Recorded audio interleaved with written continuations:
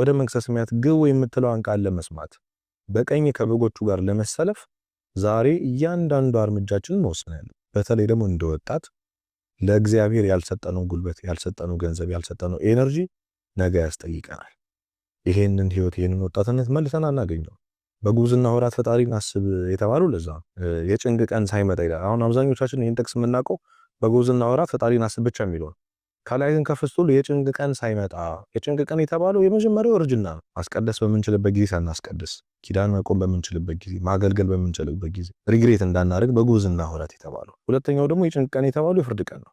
እሱ ሳይመጣ ጉብዝና የተባለው በህይወት መኖርን በጤና መኖርን ወጣት መሆንን አስበ ለእግዚአብሔር ወጣትነትን ልታስገዛ ግድ ይላል ማለት ነውና እነዚህን ሁለት ነገሮች ብቻ ማሰብ ነገሮችን ያስተካክላል። በየጊዜው ክርስቶስ ሊመጣ ይችላል ይጠይቀኛል ብሎ ማሰብ ከምን ነገር በላይ ደግሞ እሞታለሁ ብሎ ማሰብ ኦርቶዶክስ ያሳሰብን መያዝ ለፈተናዎች ሁሉ ትልቁ